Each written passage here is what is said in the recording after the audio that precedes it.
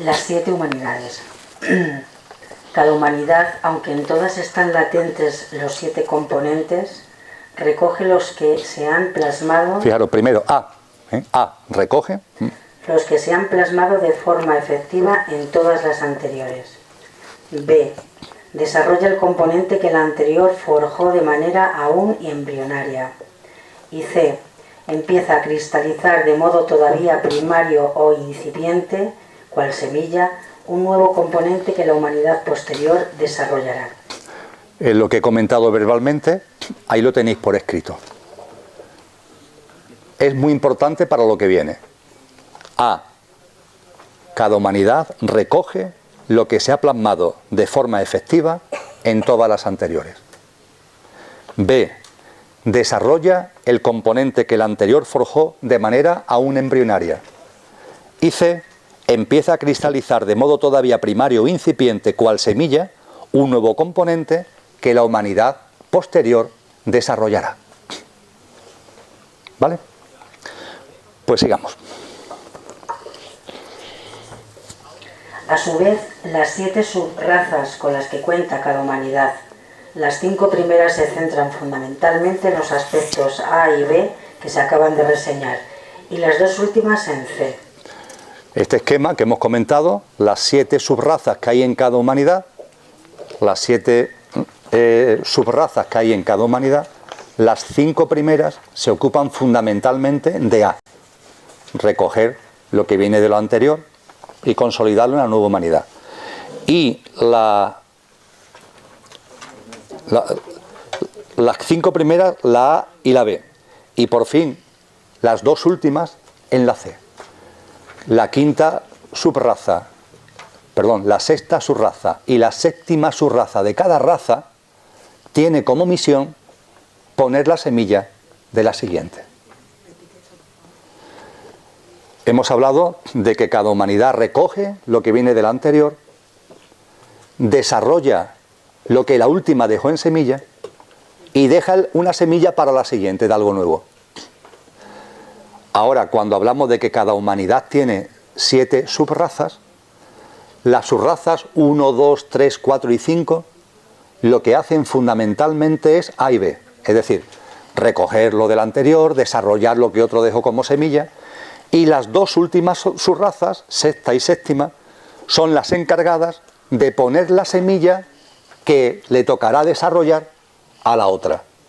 La otra recogerá todo lo que viene de las anteriores, desarrollará lo que la otra le aportó como semilla y pondrá la semilla de la siguiente. ¿Vale? Pues seguimos. Con este telón de fondo se puede sintetizar así la función evolutiva de cada humanidad. Primera, etérica, semilla del cuerpo físico.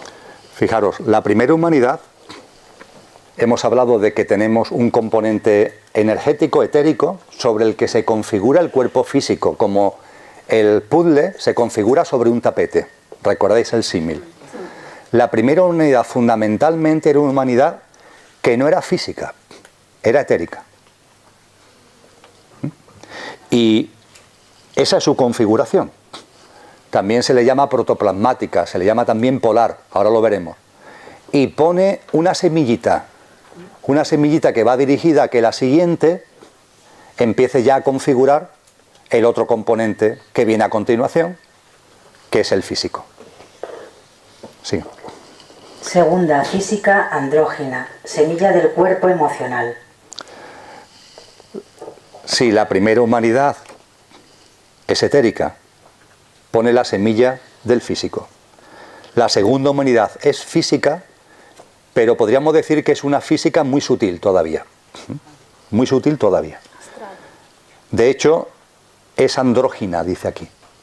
No había todavía, ni mucho menos, separación de sexos. Y pone la semilla del cuerpo emocional.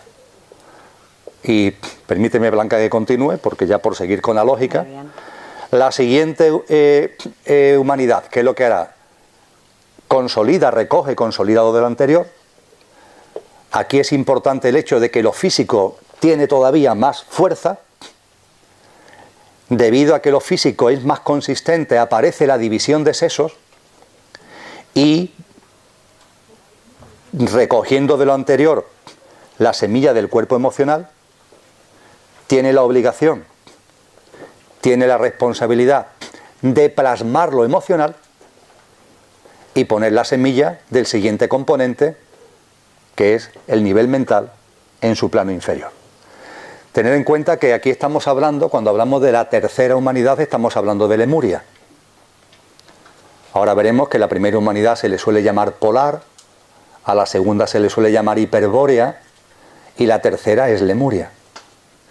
Lemuria recoge el componente etérico que viene desde la primera, recoge el componente físico que ha empezado a dar forma a la segunda, recoge el componente emocional que a modo de semilla todavía había dejado la segunda, y lo que hace Lemuria es que consolida lo físico.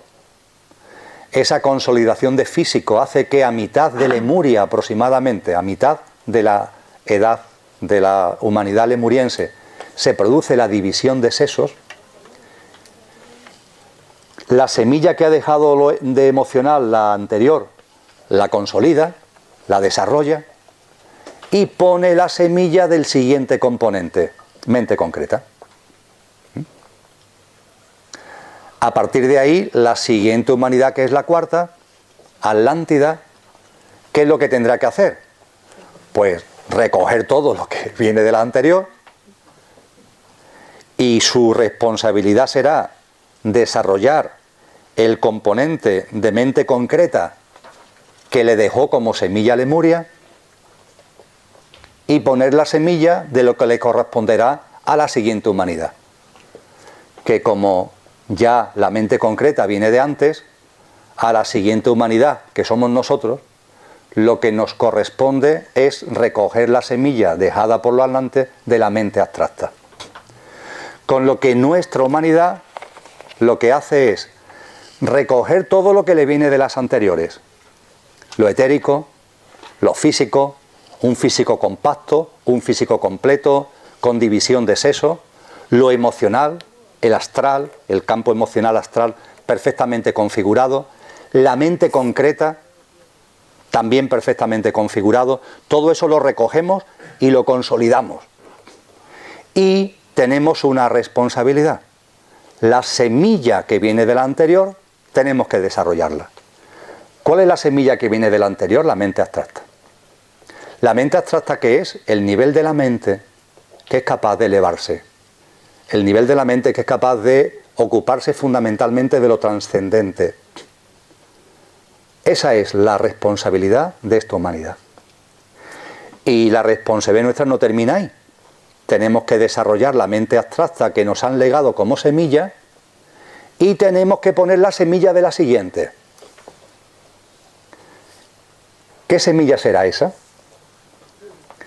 Hemos hablado que la mente abstracta está asociada, ligada al cuerpo causal. El siguiente componente es lo que hemos denominado alma universal o Buddhi. Ese componente en las distintas tradiciones nos dicen que es el componente que aporta una visión de las cosas totalmente distinta. También se le llama intuicional. Es una visión mucho más espiritual de la vida y una visión mucho más profunda de la vida. Ya va más allá incluso de lo que la mente abstracta puede ver. La mente abstracta evidentemente es muy importante, pero lo búdico, lo intuicional, es esa sabiduría que hoy de alguna manera podemos percibir, o algunas personas pueden percibir, porque tenemos la obligación de empezar a forjar la semilla, poco a poco, que tiene que ver con las cosas que sabemos, pero que no se adquieren por conocimiento intelectual, inspiración, intuición. Cuando las creencias se van transformando en vivencias, no es que te lo creas, es que lo vives, es que lo sabes, y no sabes cómo lo sabes. Todos esos componentes búdicos intuicionales es lo que tendremos que poner, es lo que nos corresponde poner como semilla. Sigue leyendo, Blanca, y ahora ya nos detendremos un poco. Sexta. consolida lo búdico, semilla componente átmico. La próxima cogerá todo lo que nosotros le demos, la semilla búdica le tocará plasmarla y pondrá la semilla del último componente, que es el átmico. Séptima, desarrolla lo átmico y pone fin al proceso. Una única puntualización. La séptima ya recoge la semilla de la anterior y ahí ya termina el proceso. Cuando hablamos de que se desarrolla lo átmico, que lo espiritual, y termina el proceso, nuestra mente puede preguntarse con razón, pero bueno, vamos a ver, ¿el espíritu no está ya en nosotros? ¿El espíritu no está ya en nosotros?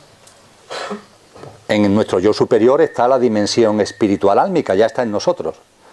Cuando aquí se habla de desarrollar, lo que se está haciendo referencia no es tanto al hecho de que esté, sino de que se convierta en un elemento activo. Que vivamos de verdad eso. Evidentemente en vosotros y en mí está el Espíritu Santo que hablan los cristianos, pero ¿quién vive desde el Espíritu? Que levante la mano si aquí hay alguien que viva desde el Espíritu, desde la divinidad más sagrada y profunda que tenemos.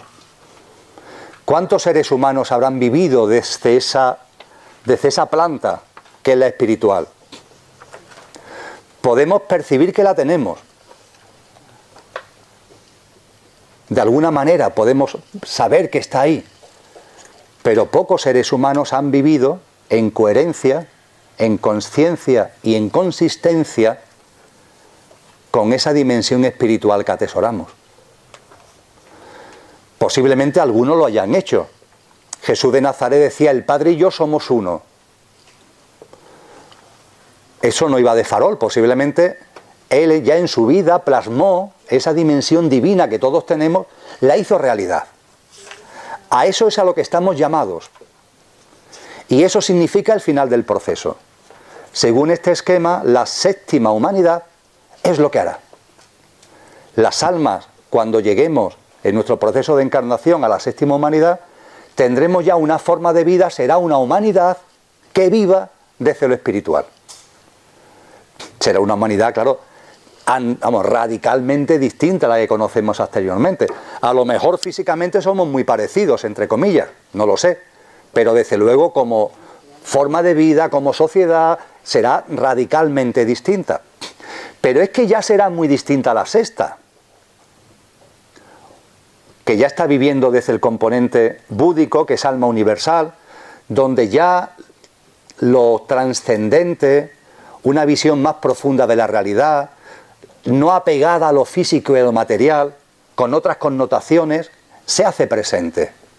Por eso precisamente cuando se habla de esa nueva humanidad que sigue a esta, se habla de una nueva humanidad donde no existe la injusticia, donde no existe la miseria, donde no existen las guerras, porque en una humanidad donde lo búdico se haya puesto de manifiesto, no pueden existir esas cosas.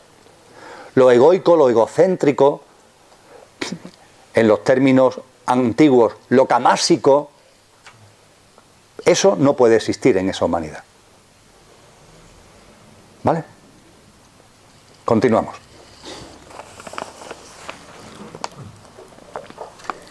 Temporalización de las humanidades hasta ahora existentes. Primera, Eoceno. Segunda, Oligoceno. Tercera, Mioceno. Cuarta, Pliostoceno y Pleistoceno. Quinta, Pleistoceno y Holoceno.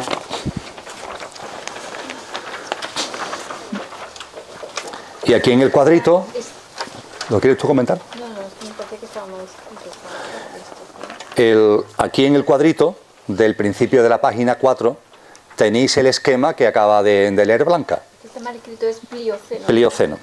Donde pone cuarta es Plioceno. Sí, hay un fallo ahí en del ordenador, o vamos, del que lo ha transcrito, que soy yo.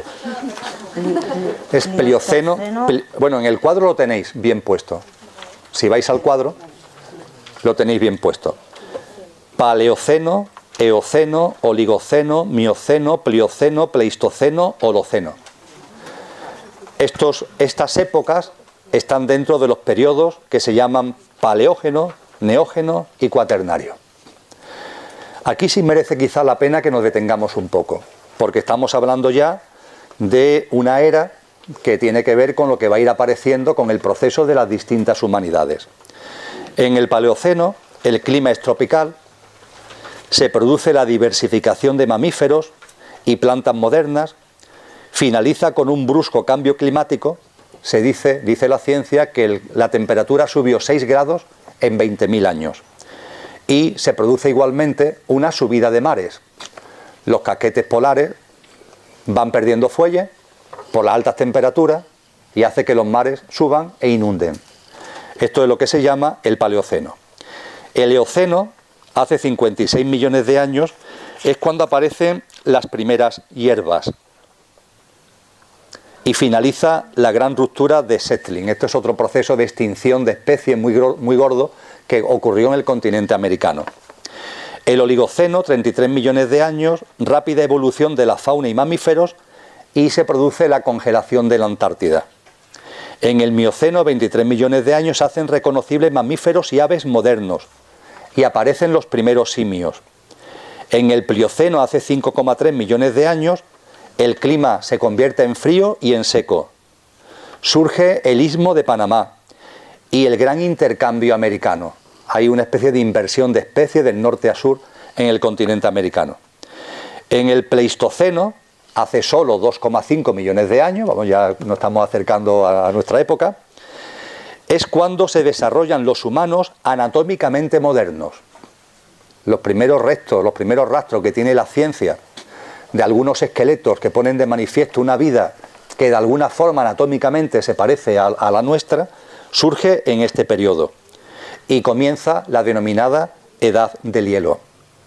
Y en el Holoceno, hace muy poquito tiempo, 0,01 millones de años, fin de la glaciación reciente y surgimiento de la actual civilización humana.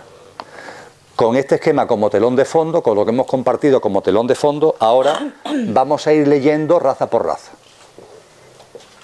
Vamos a repetir parte de lo que hemos dicho, vamos a consolidar cosas de las que ya hemos expuesto y se enmarca en el cuadro genérico que ya hemos comentado. ¿Vale? Pues vamos a ello, Blanca. Primera raza raíz o polar. Consolida una modalidad de vida etérica y forma de manera primaria el componente físico. Floreció durante la época Eocena, hace unos 40 a 60 millones de años. El aspecto de la consciencia en que se concentró fue el de la sensación o percepción en el nivel más primario y básico. Durante la época Eocena tuvieron lugar grandes perturbaciones geológicas que despertaron gradualmente respuestas sensorias en la infantil humanidad. Este fue un periodo de grandes cambios climáticos, erupciones volcánicas, inundaciones, etcétera, que suministró las miríadas de impactos necesarios para despertar la sensación. Al carecer de cuerpos físicos densos, esta raza raíz fue asexual y se reproducía por un procedimiento de brotación, como lo hacen algunas plantas. O quizás como la ameba, solo que en una escala más sutil, imponente y extensa, algo similar a la mitosis celular. No había muerte. La primera raza simplemente se desvaneció y fue absorbida o desapareció en la segunda raza, más humana y más densa. Tener en cuenta que estamos hablando de una primera humanidad que es etérica, no tiene configuración física. La forma de reproducción, al no tener una realidad física, aquí se quiere comparar, en los textos que lo estudian, se comparan o como brotan en una hoja de una planta, o el proceso de división celular, de mitosis que se producen en las células, por tener algún tipo de acercamiento a lo que pudo ser la forma de reproducción de esa raza. Y se dice que como era puramente etérica, no conocía la muerte en sí. ¿Qué fue lo que hizo? Su componente etérico lo puso al servicio como molde de la siguiente, para que sobre ese componente etérico la siguiente empezara a configurar lo físico. Esta raza puso, permitirme la broma, el tapete, para que en la siguiente se pudiera empezar a poner las piezas del puzzle. La segunda raza raíz o hiperbórea consolida una modalidad de vida física aún muy sutil, etérica, y forja de manera embrionaria el componente emocional. Existió durante la época Oligocena, unos 25 a 40 millones de años atrás. Fue un periodo de vegetación exuberante que siguió a los violentos cambios terrestres de la época Eocena. En términos de consciencia, se concentró en la actividad. Comenzó a organizar sus cuerpos de perfil etérico en vehículos de expresión activa por medio de los cuales hacía sentir su influencia sobre su ambiente. Es probable que los rudimentos del cuerpo humano físico, como con sus órganos vitales, pero sin estructura ósea, comenzaron a formarse entonces y se desarrolló un lenguaje de sonidos.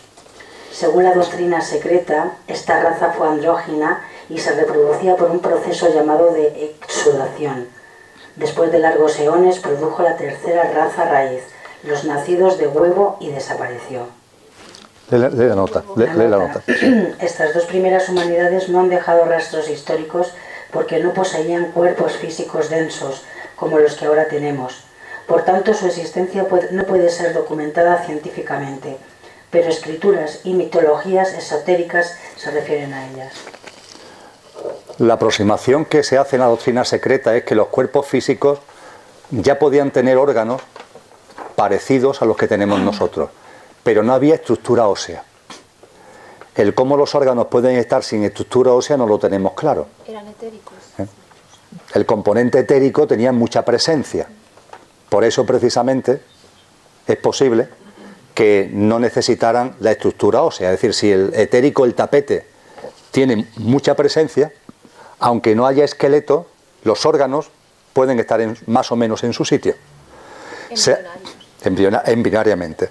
Se habla de la exudación, que es como si sudáramos nuevas formas de vida, y se dice que puso la semilla para la siguiente raza raíz, los nacidos del huevo. ¿Por qué no comenta algo de los nacidos del huevo? Que a ti te gusta mucho eso. Vamos por partes. Vamos por partes. No, es que Lola lo explica estupendamente. Lo que pasa es que como está grabando, pues no quiere hablar demasiado. Pero fijaros que el proceso de vida, de forjar vida, es auténticamente espectacular. Los nacidos del huevo significa que ya hay el nacimiento de algo a través de un instrumento externo. Se echa un huevo y de ahí surge una vida. Esos son los nacidos del huevo. Pero ojo, el proceso va a seguir, lo vamos a ver. Y hay un momento determinado en el que no se echa el huevo, sino que el huevo se queda dentro. Que es lo que se hace actualmente.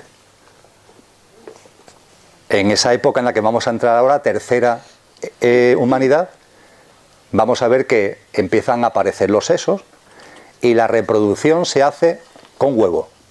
Por eso en la doctrina secreta se le da el nombre curioso de los nacidos del huevo. Y es muy bonito cuando se sigue explicando la historia, que aquí lo hemos recogido solo parcialmente, porque pone en evidencia como en un momento concreto de la evolución de la humanidad ya no se echa el huevo, ya no se pone el huevo, sino que se queda dentro. Y eso da lugar a una forma de reproducción que es sexual, pero que a su vez es distinta porque se mantiene dentro. Daros cuenta que hay algunas formas de vida que conocemos que están como en el intermedio, ¿no? Que no sé, el tema de los canguros, ¿no? Que están ahí como una fase intermedia, ¿no? Es muy bonito cuando la verdad es que todo esto cuando se analiza es apasionante. Una cosa, hemos hablado de la forma de vida andrógena. Antes de pasar a la reproducción sexual, parece ser que el ser humano es hermafrodita. Pasa de ser andrógeno a hermafrodita. Y el hermafrodita, como tal y como lo conocemos, contiene los dos sexos, las dos posibilidades. En los nacidos del huevo, esto en la doctrina secreta es muy simbólico, solo podemos hacer como apreciaciones o intentar desvelar ese simbolismo, más o menos también con lo que conocemos hoy día sobre la biología, las formas de reproducción que también será que son hermafroditas algunas. En esta forma de reproducción hermafrodita se dice que poco a poco los nacidos del huevo iban adquiriendo una tendencia predominante sobre la otra. Es decir, en algunos nacía el sexo masculino de una manera predominante, aunque no eran enteramente masculinos, y en otros nacían con la parte femenina más predominante, esa tendencia más fuerte. Es un proceso que dura millones de años. Se dice que duró como 10 millones de años. El paso de las formas de vida andrógena a hermafrodita a la separación de los sexos. En el Génesis esto es muy simbólico también. Como lo apuntaba Emilio, los nacidos del huevo poco a poco van adquiriendo una tendencia. Y al principio también parece ser que nacen como formas de vida casi completas, es decir, que al salir de ese estado que simbólicamente se dice que es el huevo, estaban casi completamente formados y podían ser independientes del progenitor. Estos que van naciendo, poco a poco van saliendo más en forma más infantil, necesitan un periodo de crecimiento después de salir de ese huevo, como polluelos, ¿no? Poco a poco van saliendo más indefensos y los progenitores tienen que cuidar de ellos durante un periodo determinado. Luego, por otro lado, el único dato que se da concreto sobre temporal en la doctrina secreta es que se dice que hace 18 millones de años más o menos empezó ese proceso de separación de sexos, que dura 8 millones de años más o menos, y hace 10 millones de años que se completa. Y esto se produce más o menos a la mitad de la tercera raza raíz, que es la Lemuria. De los hermafroditas hay muchísimas leyendas. Se dice que eran seres hermosísimos, que había de muchos tipos, eran gigantes. Hay leyendas de gigantes en casi todas las culturas, en casi todas las tradiciones que están en todo el mundo. Esto es curioso que lo vayamos investigando, porque esto que nosotros compartimos no será como una doctrina final, sino como elementos que nos pueden servir para nuestra propia investigación, para ir completando piezas, para compararlo con lo que también sentimos, pero con una intuición, no solo intuitivo, sino científico. Lo podemos ir investigando. Hay muchos datos sobre el tema de los gigantes que han existido a lo largo de eones de tiempo, antes de que el ser humano tuviese la constitución actual, que se alcanza a mediados de la época de la Atlántida. Ahora entraremos en ello. Vamos por la tercera. En Sevilla bailamos las sevillanas. La tercera. Y hay 4. Ahora aquí vamos por la tercera. Tercera raza raíz o lemuriana. Hace suya la constitución etérica, física, el cuerpo físico se hace denso y da lugar a razas de gigantes, apareciendo en la tercera subraza la división de sexos, y emocional. Consolida esta última y forma de manera primaria el componente mental en su nivel inferior o mente concreta. A comienzos de esta tercera raza raíz aparecieron cuerpos físicos densos, pero no fue sino hasta mucho más tarde, hace unos 18 millones de años, cuando se había alcanzado la separación entre los sexos y quedaron desarrollados cuerpos semejantes a los que ahora usamos. Estos naturalmente eran muy primitivos en su primera etapa, aunque no eran los artropoides que las teorías de Darwin querrían indicarnos como antecesores del ser humano. El llamado eslabón perdido no existe. No importa los semejantes o las formas animales que hayan podido ser las humanas primitivas. La tarea evolutiva asignada a la tercera raza fue el desenvolvimiento de la emoción. Vivió una vida de impulsos, con la mente primero incipiente, pero no desarrollada, aunque durante las subrazas posteriores se hizo más activa esta facultad, anunciando su pleno despertar en la siguiente raza raíz. Aquí se hace una afirmación que a lo mejor os sorprende. El eslabón perdido no existe. En la cadena evolutiva que estamos viendo, aquí se pone de manifiesto, cuando vamos estudiando esta cadena evolutiva, cuando lo vamos haciendo nuestro, como muy bien decía Lola, aquí no estamos para que os creáis nada, ponemos una serie de datos, de información sobre la mesa, a partir de ahí vosotros mismos, el interés que tengáis, vuestra indagación, vuestra reflexión, pero desde luego por lo que este estudio pone de manifiesto, que no es sino una especie de síntesis de lo que aparece en otros textos mucho más extensos, de que el humano actual procede de alguna evolución animal, ni hablar. Ni hablar. El humano actual, fijaros cómo se va formando. Primero hay una humanidad etérica. Esa humanidad etérica va dando paso poco a poco a una configuración física. Al principio, física débil, entre comillas. Después, lo físico va cogiendo cuerpo.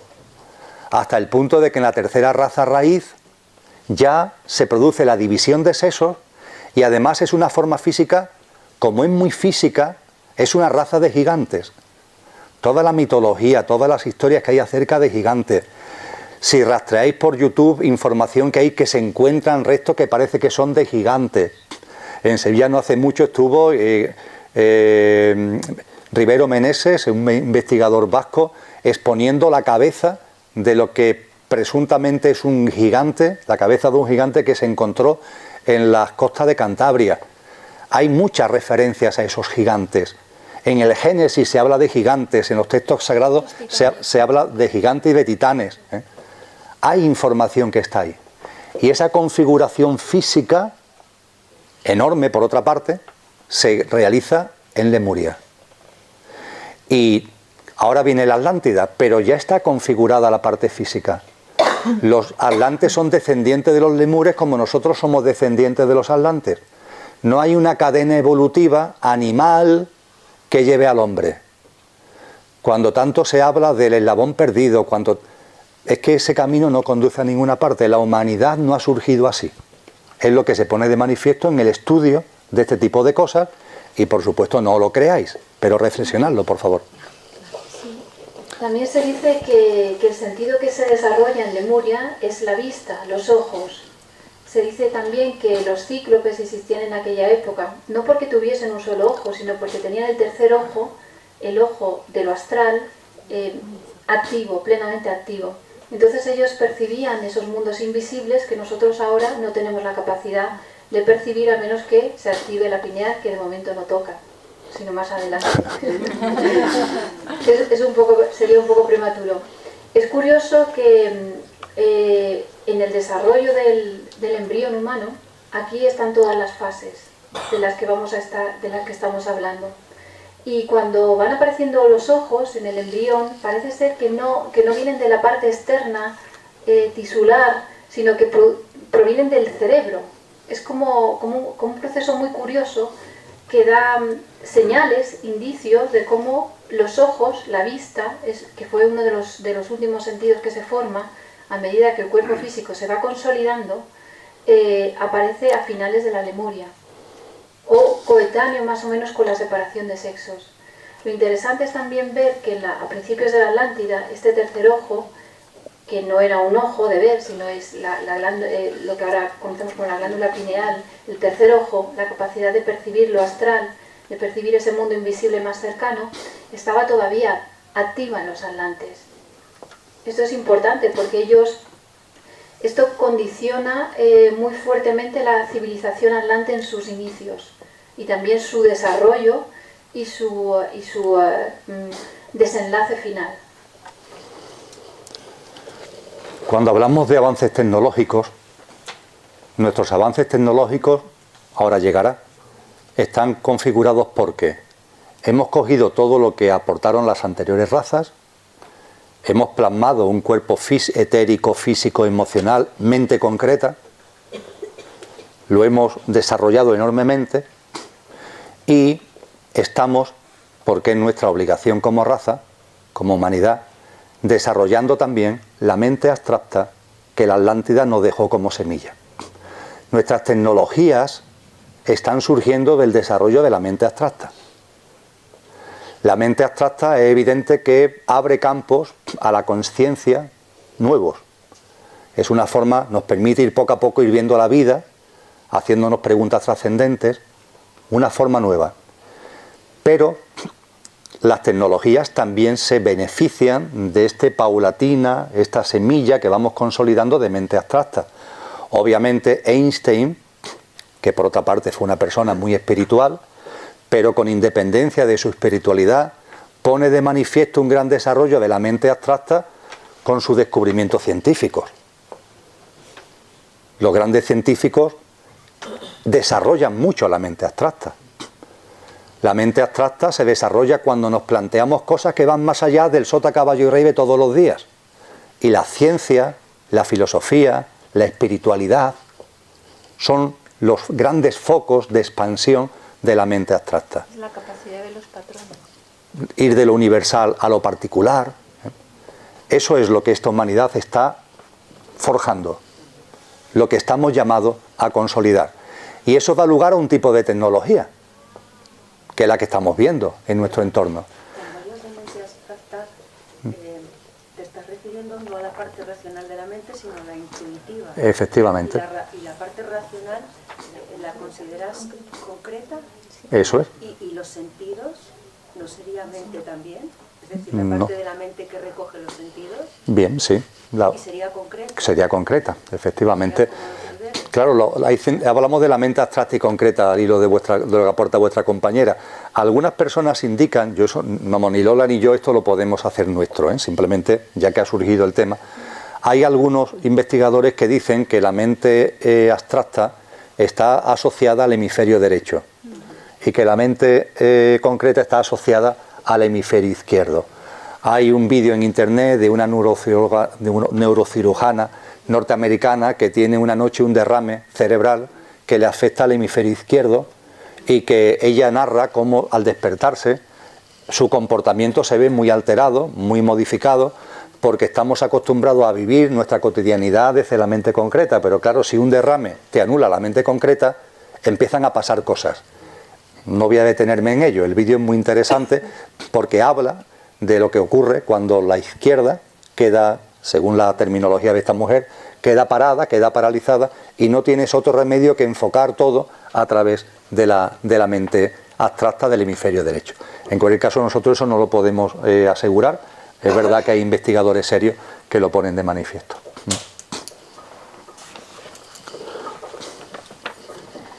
Cuarta raza raíz o atlante.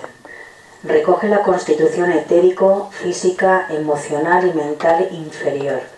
Consolida este último ámbito y plasma de manera todavía incipiente el componente mental superior. El desarrollo de la mente analítica y del lenguaje vinieron pues con esta cuarta raza raíz.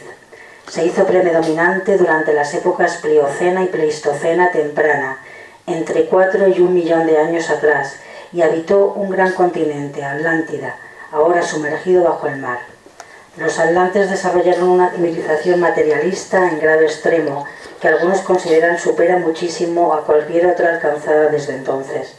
Uno de los aspectos notables de su cultura fue un interés intenso en la magia y en la creación de artefactos de gran sofisticación y belleza. Se dice que conocieron y emplearon la ciencia de la aerodinámica y esfera superior y otras ciencias avanzadas. Desafortunadamente hay señales de que el mal en esferas superiores llegó a tales extremos que hubo peligro crítico de detener el progreso del plan cósmico. Entonces sobrevino una serie de cataclismos y el continente de la Atlántida acabó hundiéndose, creando inmensas marejadas que barrieron las tierras bajas y dejaron en las mentes humanas la tradición de un diluvio enorme y devastador. Muchos millones escaparon para hallar hogar en otras costas. Muchísimos más perecieron. Las almas afectadas se incorporaron luego gradualmente en la quinta raza raíz. ¿Quieres comentar lo de los continentes de la Atlántida? Por lo que nosotros hemos estado estudiando, investigando, parece ser que el cataclismo de la Atlántida no fue un solo cataclismo que hunde un continente, sino que ocurrió en periodos sucesivos durante millones de años, unos 2 millones de años. Primero parece que existía una gran plataforma en el Atlántico que cogía parte de lo que es ahora Norteamérica, África y Sudamérica. Y este gran continente tuvo un primer gran cataclismo, como hace unos 2 millones de años, aunque la fecha es muy aproximada, a partir del cual se divide en 7 islas. Eso es lo que se dice, que la división fue en 7 islas, que todavía se comunicaban parte de África con lo que en aquel momento existía como América del Norte y América del Sur. Estas 7 islas, hay otro gran cataclismo hace unos 800.000 años, eso es lo que se dice, que hace que converjan solo en dos islas. Una isla norte muy grande, a la que se llama Ruta, y una isla en el sur que se llama Daitya. Aquí se desarrollan las dos fases últimas de la civilización atlántida, bueno, desde la mitad más o menos hasta 10.000 años antes de Cristo, que es cuando se hunde, bueno, después de que se formasen estas dos grandes islas, hay un tercer cataclismo, unos 80.000 años antes de Cristo, y a partir de aquí queda una sola isla pequeña que se llama Poseidonis. Poseidonis es la isla de la cual habla Platón en el Timeo. También tener en cuenta que la Atlántida, la civilización atlante, tuvo colonias por todo el mundo. No solo estuvo desarrollándose dentro del continente atlante, de lo que existió como el continente atlante, de las 7 islas y después las 2 grandes islas y después en la última fase Poseidonis, sino que tuvo colonias por todo el mundo. Esto es lo que nosotros más o menos hemos podido, nos parece que es información interesante, tampoco lo damos por certero ni mucho menos, pero para tenerlo en cuenta. Sí es importante lo que se recalca en el texto. Hay una información interesante ahí, y es que la Atlántida, que la mente abstracta no la había desarrollado, no era su obligación. Su obligación era desarrollar la concreta y poner la semilla de la abstracta. La mente concreta, como la abstracta no tenía presencia, estaba muy ligada a lo emocional. Lo astral. Y a lo emocional _ astral. Psíquico. Estaba muy ligado a lo astral. Cuando estudiáis textos que utilizan terminología antigua, lo emocional se llama kamas, lo emocional astral se llama lo kamásico. El mundo de las emociones se llama kamas. Y a la parte mental se le llama manas. Manas inferior, mente concreta; manas superior, mente abstracta.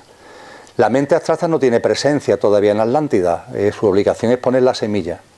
Eso hace que el manas que tienen, que es la de la mente inferior, se le llame kama manas. Es un manas, pero que está muy ligado a lo kamásico, muy ligado a lo emocional, muy ligado a lo astral.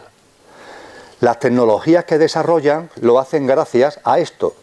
Tienen ya una mente concreta, tienen, como ahí dice, ponen en marcha grandes artefactos, pero esos artefactos están muy ligados a sus capacidades astrales, que a nosotros, ya como nueva raza, han ido como desapareciendo para que pongamos nuestra atención a otra cosa nueva, a otra manera nueva de enfocar la vida, que es la mente abstracta. Pero parece que a través de estos elementos manásicos, pero ligados a lo astral, ligados a lo kamásico, lograron tener invenciones significativas. Aunque en muchos casos se movían dentro del ámbito de lo que denominamos magia. Y parece que esa magia pues también derivó en muchos comportamientos, en muchas manifestaciones de magia de muy baja frecuencia. Tener en cuenta que la Atlántida, no nos olvidemos, es la 4 de la 4 de la 4 de la 4. Es donde el proceso evolutivo llega a su máximo punto de profundización. Con lo cual no nos puede extrañar que ahí ocurrieran cosas muy fuertes. Grandes distorsiones desde el punto de vista evolutivo, porque estamos hablando de la mayor inmersión en la materia. Esto es lo que en el texto sintéticamente se refleja cuando se habla del mal, entre comillas, entender el mal, aquello que tiene su lógica, es decir, se sabía de sobra. Es decir, si nosotros estuviéramos fuera de esta cadena planetaria y estuviéramos en otra cadena planetaria o en otro ente superplanetario donde todo esto ya lo hemos vivido y lo sabemos, no nos extrañaría que, llegado la cuarta raza, de la cuarta ronda del cuarto globo, de la cuarta cadena, pasaran cosas como las que pasaron. Pero claro, pasaron. Y son la humanidad anterior a la nuestra. Bien, pues vamos a entrar en la nuestra, ¿vale? La nuestra. Hace suya la constitución etérica, física, emocional y mental, tanto inferior como superior. desarrolla este último aspecto, que es el espacio energético del cuerpo causal donde radica el alma individual, y da forma de modo aún embrionario a las capacidades intuicionales en sentido amplio ligadas al componente búdico. En la forma que la conocemos hoy, la quinta raza raíz que domina ahora el globo tuvo sus comienzos en Asia Central, alrededor hace cerca de 80.000 años. Está todavía muy impregnada por la conciencia atlante. La actitud materialista que ha imperado tanto tiempo no está muy alejada de lo que hizo caer el telón cósmico sobre la civilización anterior. El orgullo intelectual y la indiferencia ante valores humanos y espirituales son rasgos que con demasiada evidencia se han transmitido a la conciencia mundial de ahora. No obstante, como sucede en cada periodo, también esta raza raíz sale un grupo de almas que hacen grandes avances y se convierten en precursores de una nueva raza por venir.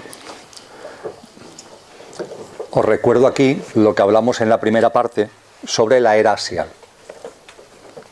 Es decir, ese desembarco masivo que se produjo hace una serie de años, entre el 800 y el 200 antes de Cristo, de una enorme cantidad de grandes instructores, de grandes maestros, de grandes filósofos.